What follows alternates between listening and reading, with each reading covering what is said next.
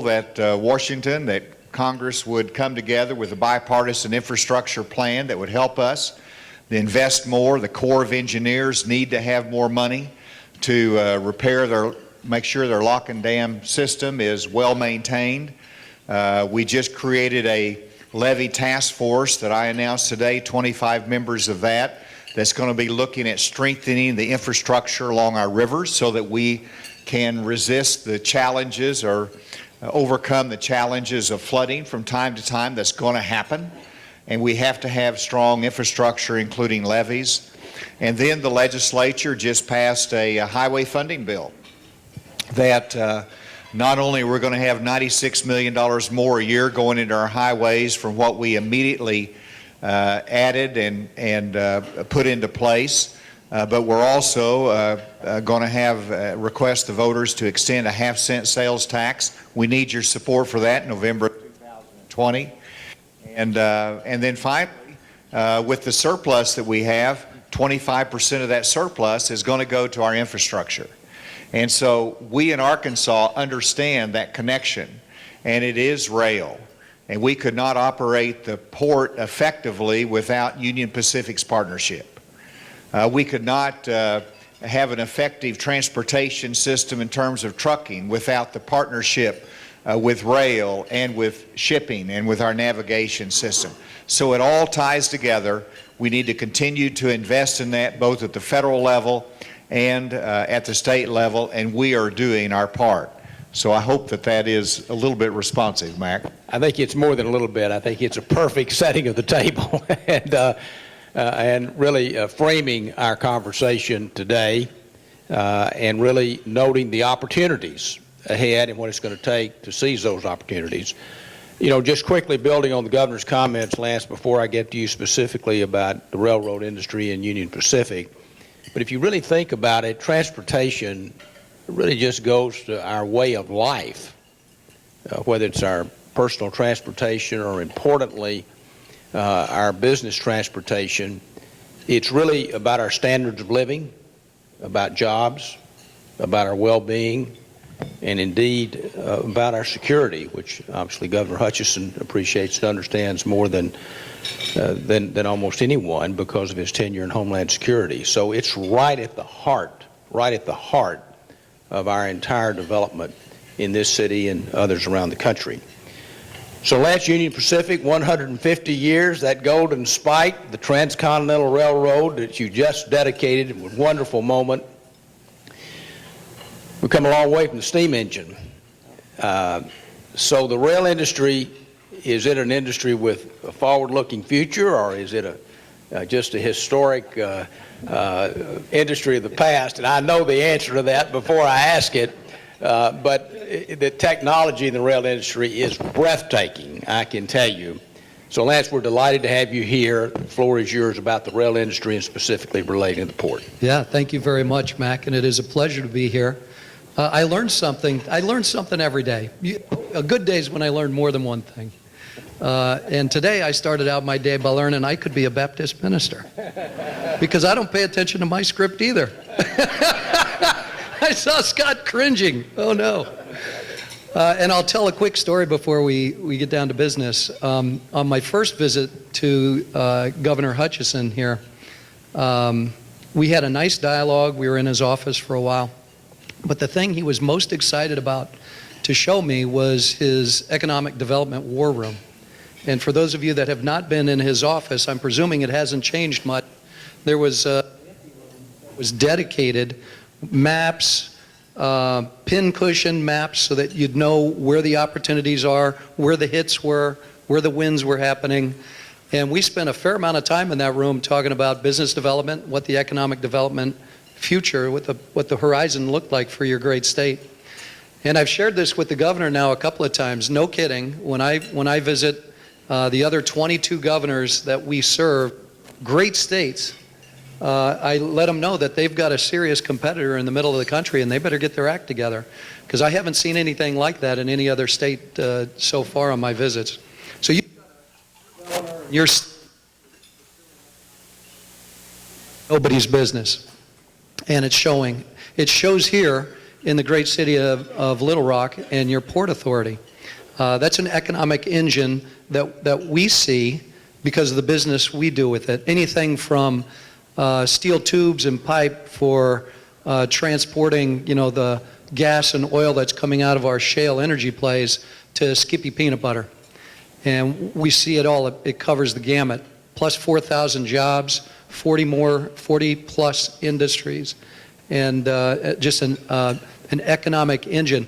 What's so important about the infrastructure that your forefathers had the vision to set up is that, to the governor's point, that now gives you a platform from which this city and this state can pursue in very serious form additional economic engines. So for instance, this CZ USA manufacturer, but for being able to demonstrate to them that you have the ability to generate 600 jobs in short order, that they're the skill set that they're looking for, that you can get them to the markets that they care about, and that you're business friendly in other ways, that you won't overregulate them, you won't kill them with fees or licensing demands. That sets you up for success.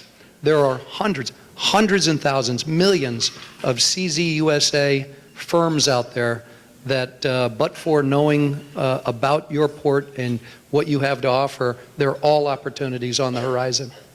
Now, to Mac's original comment and question about after 150 plus years, what's in a railroad from a technology perspective, the railroad's an interesting beast. To those of you that see it every day, it looks just like it did 10, 20, 30, 40 years ago. But what's changed dramatically is the technology that's both in the back office helping to run it and the technology we bring to bear on the railroad itself. Just a couple of cases and points. We write our own enterprise software. Nobody writes enterprise software for the world's largest freight railroad. It just doesn't exist. It's a market that's too small. And so we write our own, and we're right at the tail end of rewriting our enterprise software. We've used this architecture that's called microservices. The way to think about that is old ERPs would have, this big monolithic structure, millions of lines of code, and if you took one line out, it could impact the whole thing.